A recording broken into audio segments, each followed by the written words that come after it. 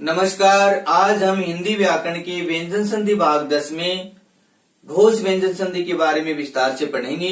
कल हमने अघोष व्यंजन संधि के बारे में पढ़ा। घोष तथा अघोष वर्णों के बारे में हम पहले जानकारी प्राप्त करते हैं। हिंदी व्याकरण में 5 वर्ग होते हैं: क वर्ग, च वर्ग, ट वर्ग, त वर्ग तथा प वर्ग। प्रत्येक वर्ग का पहला, दूसरा वर्ण तथा श अघोष वर्ण कहलाते हैं और प्रत्येक वर्ग का तीसरा, चौथा, पांचवा वर्ण य, र, ल, व, है तथा सभी स्वर घोष कहलाते हैं। और आज हम जो संधि पढ़ेंगे वो कौन सी संधि पढ़ेंगे? घोष व्यंजन संधि के बारे में विस्तार से परिचर्चा करेंगे। तो पढ़ते हैं घोष व्यंजन संधि के बारे में। घोष व्यंजन संधि, घोष वर्ण कौन से होते हैं? प्रत्येक वर्ग का तीसरा, चौथा, यानी क वर्ग का जैसे ग, घ, ग, प्रत्येक वर्ग का तीसरा, चौथा, पांचवा वर्ण य, र, ल, व, है तथा सभी स्वर। सभी स्वर किसके अंतर्गत आते हैं? घोष वर्णों के अंतर्गत आते हैं। किसमें आते हैं? घोष वर्णों में। और प्रत्येक वर्ग का, जैसे क वर्ग का क, ख, प्रत्येक वर्ग का पहला, दूसरा, श, श, स, ये जो वर्ण होते हैं वे अघोष वर्ण के अंतर्गत आते हैं। किसमें आते हैं? अघोष वर्णों के अंतर्गत आते हैं। परिभाषा क्या है घोष व्यंजन संधि की? अघोष वर्ण के बाद, क्या है? अघोष वर्ण के बाद यदि घोष वर्ण आता है तो अघोष वर्ण किस में बदल जाएगा? घोष में बदल जाएगा। ये परिभाषा है। जैसे ये वाक है और ये दान है। यहां देखिए आप, क आ रहा है, कौन सा वर्ण हो गया? अघोष वर्ण, पहला वर्ण है। यहाँ द तीसरा वर्ण है, इसका मतलब कौन सा वर्ण है? घोष वर्ण है। तो पहला वर्ण जब संधि कार्य करेंगे तो किसमें बदल जाएगा? अपने वर्ग के तीसरे वर्ण में, यानी ग में बदल जाएगा। ये बन जाएगा वाक दान। इसी तरह अप, धन, ज, यहां देखिए पहला वर्ण आ रहा है, अघोष है, इसके बाद में जय तीसरा वर्ण आ रहा है जो क्या है? घोष वर्ण है। तो पहला वर्ण अपने ही वर्ग के तीसरे वर्ण में बदल जाएगा और प वर्ग का तीसरा क्या होता है? ब होता है। अब्ज हो गया। अप माने जल, जय माने पैदा होना। जो जल में पैदा होता है वो कौन होता है? कमल होता है। कमल का पर्यायवाची। वाक दान, वाक वाणी को कहा जाता है और दान, वाणी का दान यानी सगाई जिसे कहते हैं। वागदान का शाब्दिक अर्थ क्या हो गया? सगाई। अप, धन, द, प्रथम वर्ण के बाद में तृतीय वर्ण आ रहा है तो प ब में बदल जाएगा और ये हो गया अब्द। द माने देने वाला, अप माने जल, जल को देने वाला कौन हो गया? बादल हो गया। अप, धन, धी, क्या हो जाएगा? अवधि। अप माने जल, धी मान धारण करने, जल को धारण करने वाला समुद्र हो गया। यहां देखिए आप, पहले भी परिचर्चा की थी हमने कि पानी का कोई भी पर्यायवाची शब्द है उसके साथ में यदि हम जय लगाते हैं तो वो कमल का पर्यायवाची बन जाएगा। यदि पानी के पर्यायवाची शब्द के साथ में द लगाते हैं तो वो बादल का पर्यायवाची बन जाएगा और पानी के पर्यायवाची शब्द के साथ में धी लगाते हैं तो वो समुद्र का पर्यायवाची बन जाएगा। यहाँ देखिए, जय लगा कमल हो गया, द लगा बादल हो गया, धी लगा समुद्र हो गया। ये हमें ध्यान रखना है। इसके बाद में महत, धन, आकाश, यहाँ देखिए आप, तय है अघोष वर्ण है, आ स्वर है, घोष है, तो तय अपने वर्ग के तीसरे वर्ण में बदल जाएगा और ये क्या हो जाएगा, महदाकाश। महदाकाश ये हो गया, बड़ा आकाश, विस्तृत ये हो गया। सत धन रूप, अच्छा उदाहरण। घोष वर्ण आ रहा है तय, उसके बाद में रह है वो घोष वर्ण आ रहा है, तो तय अपने वर्ग के तीसरे में बदल जाएगा, यानी स द रूप, सद्रूप। संयुक्त रूप में लिखें तो स, ये द के नीचे रह, ये ऊ की मात्रा, और ये बन गया सद्रूप, ऐसा लिखा जाएगा, ये ध्यान रखना है।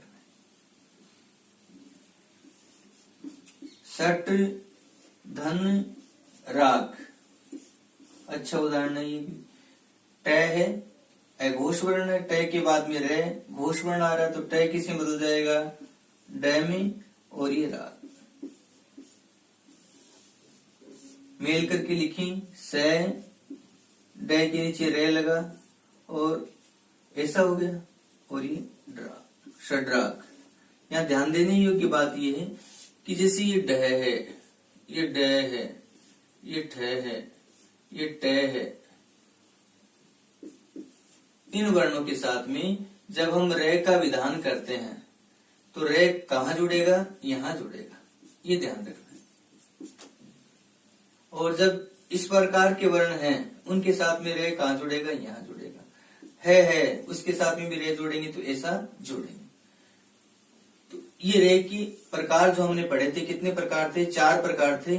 एक तो जो इस प्रकार के वर्णों के साथ में ऐसा, और एक ऐसा, और दूसरा रेफ वाला रे, और तीसरा हम राम या रमन जो लिखते हैं, ये रे हो गया। तो ये रे के जो 4 रूप देखने को मिलते हैं हिंदी वर्णमाला में, इसमें ये रेफ वाला जो रे है उसमें क्या नहीं होता है, स्वर नहीं होता है। क्या नहीं होता है, स्वर नहीं होता है, स्वर विहीन है ये ध्यान रखना, स्वर विहीन है। और ये तीनों हैं, इन सभी में क्या है, इन तीनों में ही स्वर है। ये रेफ वाला रे है जो स्वर विहीन है, ये ध्यान रखना है। इसके बाद में जो संधि पद के उदाहरण है, उन उदाहरणों को देख करके हमें पहचान करनी है कि वास्तव में ये उदाहरण है वो व्यंजन संधि में, घोष व्यंजन संधि के अंतर्गत आते हैं या नहीं आते हैं। तो कल हमने एक बात पढ़ी थी कि दोनों ही वर्ण यदि घोष वर्ण आते हैं संधि पद में, तो जब संधि विच्छेद करेंगे तो जो पहला हलंत वर्ण है या आधा वर्ण है उसको उसी वर्ग के पहले में बदल जाएंगे। तो यहाँ देखिए आप, तीसरा आ रहा है, यहाँ चौथा आ रहा है, इसका मतलब ये दोनों ही वर्ण कौन से हो गए, घोष हो गए। और इनका जब हम संधि विच्छेद करेंगे तो क्या हो जाएगा, भगवत, भगवत धन ध्यान, भगवान का ध्यान। इसी प्रकार यहाँ देखिए आप, द और ध, तीसरा चौथा वर्ण आ रहा है, तो ये जो पद है इसमें द जो है वो किस में बदल जाएगा, तय में बदल जाएगा, विद्युत धन धारा योग। सद्बुद्धि, यहां भी स्थिति है, तीसरा वर्ण है, यहां भी तीसरा है, तो द वो तय में बदल जाएगा, सत धन बुद्धि।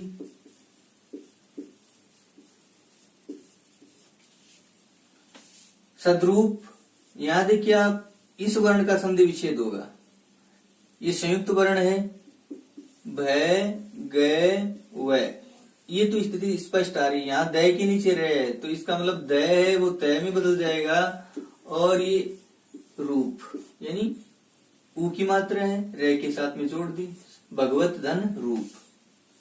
यहाँ देखिए आप, संधि विच्छेद यहां से करना है, ये तीसरा वर्ण है, और ये रे लघु में से आ रहा है वह, इसका मतलब ये दोनों ही वर्ण कौन से हो गए, घोष वर्ण हो गए। तो द है वो किससे बदलेगा, तय में, सत धन विलास, चित धन विलास, चित विलास। विद्वत वर्ग, संधि विच्छेद यहां से करेंगे हम, विद विद्वत धन वर्ग। विद्वत को दूसरे रूप में कैसे लिखते हैं हम? संयुक्त रूप में लिखे तो विद्वत, ऐसा द और व को मिलाकर विद्वत। सदवंश, यहां देखिए आप स त, द किसी बदल जाएगा त में, सत धन वंश सदवंश। जगत गुरु, द त में बदल जाएगा जगत धन गुरु। गुरु में ध्यान देना है, रू छोटा आता है और गु भी है वो क्या है, छोटा आता है। छोटे बड़े की परिचर्चा हमने पहले भी कर ली थी। ये रू छोटा है और ये जो रू है जिसके हम गांठ लगाते हैं वो क्या है, बड़ा है। ये ध्यान रखना।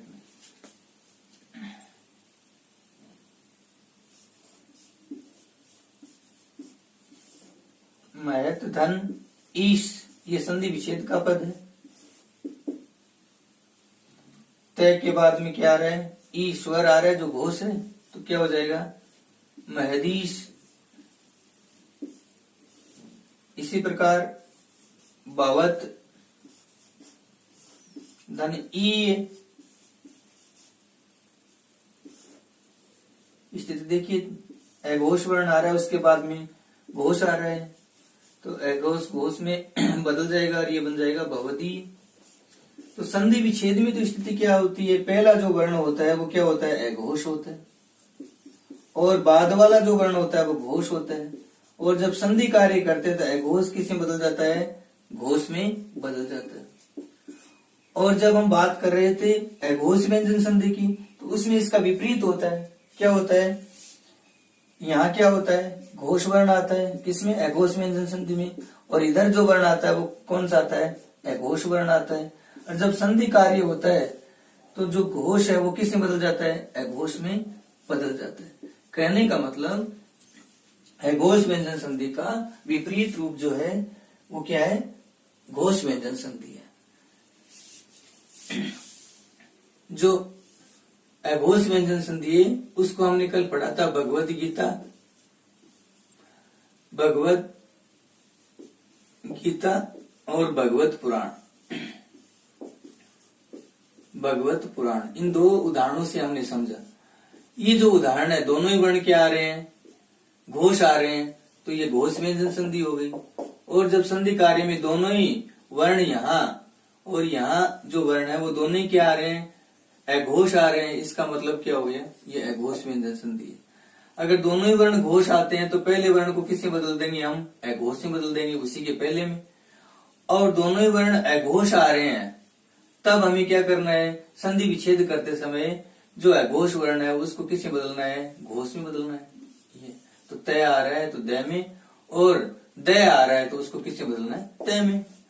ग आ रहा है मान लो तीसरा वर्ण, अभी हमने पढ़ा वागदान के बारे में, तो संधि कार्य में वागदान ये तीसरा और ये भी तीसरा है, तो पहला जो तीसरा है वो अपने वर्ग के तीसरे में ये पहले में बदल जाएगा, यानी क में बदल जाएगा।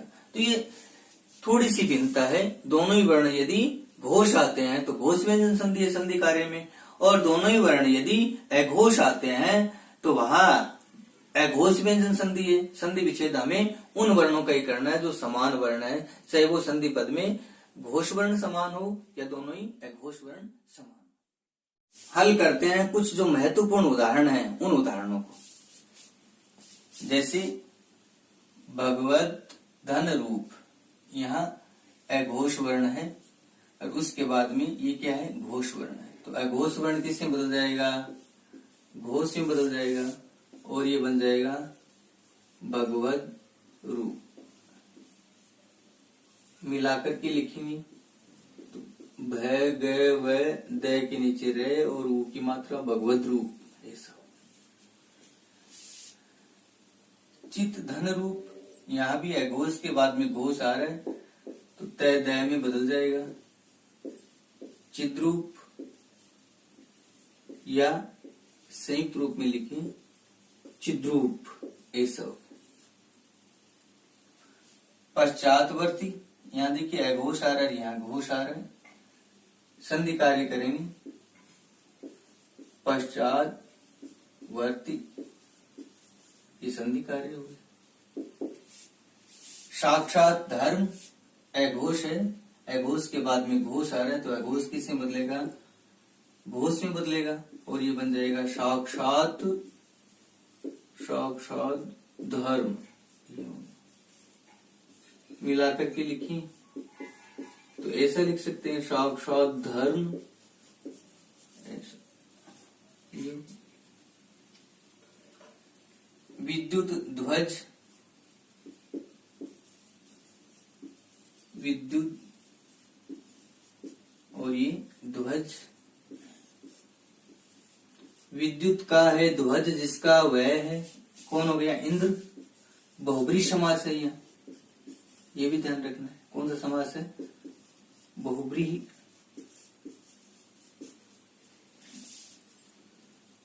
चित आकार तय दय में बदल जाएगा, ची द आकार, द हलंत उसके बाद में स्वर आ रहे हैं, तो द में आस्वर मिल जाएगा, चिदाकार, ऐसा बन जाएगा। यानी व्यंजन जो है उसके बाद में अगर स्वर आता है, हलंत व्यंजन के बाद में स्वर आता है, तो स्वर उसमें मिल जाता है। यहाँ देखिए आप, जगत धन आत्मा अघोष है, अघोष के बाद में घोष आ रहा है, तो क्या बन जाएगा, जय ग द आत्मा, ऐसा बन जाएगा। मिलाकर के लिखेंगे तो जय गदात्मा, जगदात्मा, ऐसा बन जाएगा। वृहत धन आकाश तय दय में बदल जाएगा, व्री है दय में आ मिल गया, वृहद आकाश, ऐसा लिख दो। महत धन अर्थ तय दय में बदल जाएगा, और ये ऐसा लिख सकते हैं। और संधि पद संयुक्त वर्ण में लिखें तो क्या हो जाएगा, मदर्थ, ऐसा हो जाएगा। वाक धन ईस कै घोष वर्ण है, और ये घोष वर्ण है। वा ग धन ईश, यानी कै किसी में बदल गया, ग में बदल गया। वाग ईश संधि प्रयुक्त में लिखेंगे तो क्या हो जाएगा, वागीश। वाणी का देवता बृहस्पति हो गया, वाणी का है जो ईश यानी स्वामी देवता, बहुब्री समास हो गया, बृहस्पति के लिए प्रयुक्त होता है। एक होता है वागीश्वरी, वाक धन ईश्वरी, अघोष वर्ण के बाद में घोष आ रहा है, तो यहाँ भी घोष व्यंजन संधि हो गई, और वागीश्वरी ये हो गई। वाणी की है जो देवी, कौन हो गई, सरस्वती, यहाँ भी बहुब्री समास है, तो ये भी हमें ध्यान रखना है। संधि पद में यहाँ बहुब्री समास, और यहाँ भी क्या है, बहुब्री समास। पोतदार, देखिए आप, अघोष के बाद में घोष आ रहा है, तो अघोष किस में बदल जाएगा, घोष में बदल जाएगा, पोतदार, और ये पोतदार, ऐसा हम लिखते हैं। संयुक्त रूप में लिखे तो इसके बाद में ये जो पद है वो क्या है, संधि पद है। यहाँ हम जो संधि विच्छेद के पद थे उनका क्या बना रहे थे, संधि पद बना रहे थे, और अब बनाएंगे हम संधि पद का संधि विच्छेद। देखिए आप, संधि विच्छेद इसी वर्ण का करना है जो तृतीय वर्ण है। षट धन अक्ष, ये ध्यान देना है। यहाँ तृतीय वर्ण है वो संधि विच्छेद करेंगे तो अपने वर्ग के पहले वर्ण में बदल जाएगा, उसमें जो स्वर है वो बाहर आ जाएगा। अगर स्वर नहीं व्यंजन है तो व्यंजन को वैसा का वैसा ही लिख देंगे, ये हमें ध्यान रखना है। यहाँ देखिए आप, ड आ रहा है, षट धन अभिज्ञ हो जाएगा, क्योंकि ड ट वर्ग में आता है। षट अभिज्ञ यानी छह जो दर्शन है उनको जानने वाला, अभिज्ञ देखिए जानने वाला होता है, ये बुद्ध के लिए आता है, गौतम बुद्ध के लिए प्रयुक्त होता है। अनभिज्ञ जो जानकार नहीं है, जिसको ज्ञान नहीं है किसी का, तो यहाँ देखिए अन उपसर्ग है, और यहाँ अभी और गे, ये देखिए। तो अभिज्ञ का मतलब क्या होता है? जानकार होता है। अन अभिज्ञ का मतलब होता है अनजान, जिसको ज्ञान नहीं है।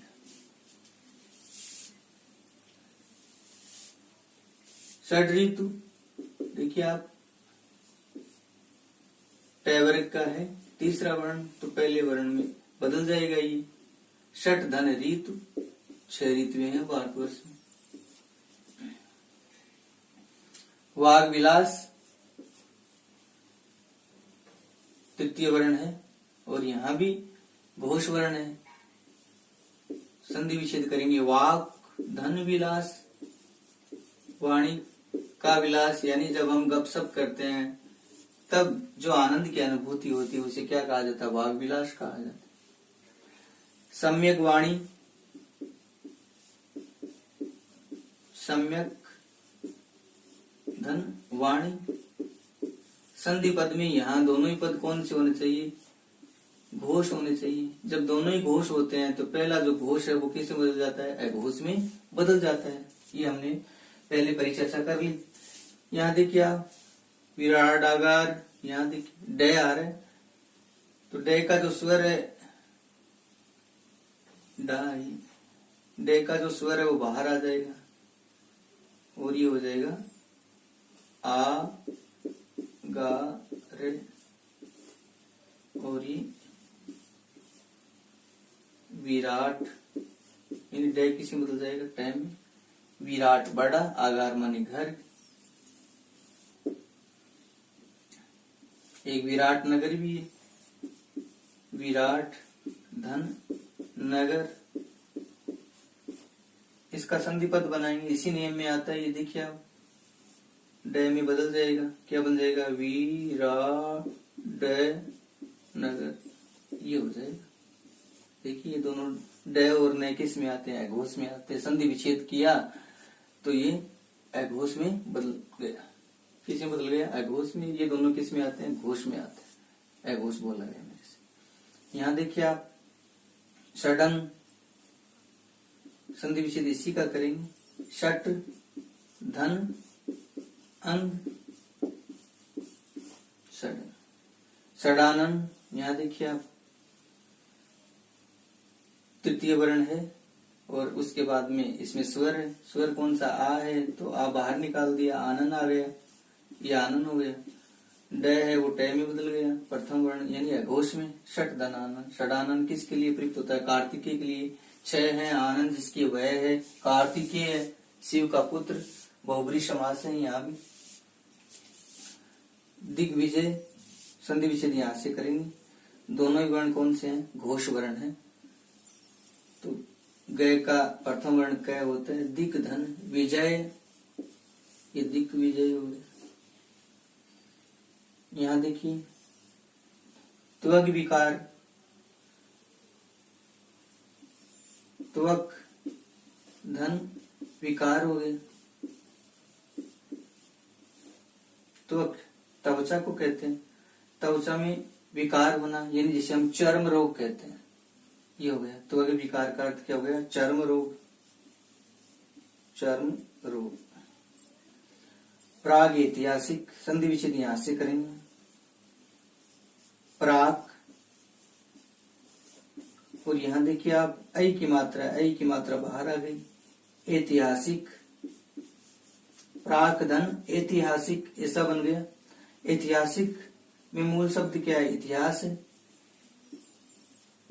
इतिहास धन इक, पूरी स्थिति रखें। प्राक, प्राक को भी स्पष्ट करें। प्रय धन आक, तो प्रय उपसर्ग हो गया, आक यानी प्राक मानी पहले, प्रय का ए और आ मिल करके आ बन गया। प्राक धन इतिहास धन इक, प्राग ऐतिहासिक, यानी इतिहास से पहले का जो समय है, प्राग ऐतिहासिक। यहाँ देखिए आप, घोष वर्ण है, उसके बाद में घोष आ रहा है, तो संधि कार्य करेंगे तो ये किसमें बदल जाएगा? घोष में। तिर्यक यानी कैवरे का तीसरा गय होता है, ये गति तिर्यक गति। तिर्यक माने तिरछी चाल, यानी टेढ़ी चाल तो चलता है, वो क्या कहलाती है? तिर्यक गति। दिक धन गज क्या बन जाएगा? दिग्गज। दिक मान दिशाओं के, गज माने हाथी, दिशाओं के हाथी। यहाँ देखिए दिक धन अंबर। क है अघोष है, ये घोष में बदल जाएगा और ये बन जाएगा दिगंबर। यहाँ देखिए ग है, ग में ऐश्वर मिल गया तो ग पूरा हो गया दिगंबर। अंबर मानी वस्त्र होता है, दिशाई है वस्त्र जिसके, वह है जैन साधु हो गया, बहुब्री समास है। दिगंबर जैन साधु। यहाँ देखिए आप वाग दन दंड, वाग दंड ऐसा बन गया। उदंसा है, क्या हो जाएगा? उत्साह है। ये जो उदाहरण है वो किसका है? अघोष व्यंजन संधि का है, जिसकी परिचर्चा हमने इससे पहले की है, यानी जो अघोष व्यंजन संधि पढ़ी है उसमें की है। देखिए आप यहाँ अगर घोष वर्ण आता है और उसके बाद में क्या आता है? अघोष वर्ण आता है, तो जो घोष है वो किस में बदल जाता है? संधि कार्य में अघोष में बदल जाता है। यहाँ संधि पद में दोनों ही पद क्या मिलेंगे? दोनों ही वर्ण क्या मिलेंगे? अघोष मिलेंगे। इसी प्रकार अघोष का ये उदाहरण है, देखिए आप तृतीय वर्ण आ रहा है द, और उसके बाद में प, प्रथम वर्ण अघोष आ रहा है, तो ये जो द है वो किस में बदल जाएगा? तय में, मृत पात्र ऐसा हो जाएगा। तत्परायण ऐसा हो जाएगा, तत्परायण।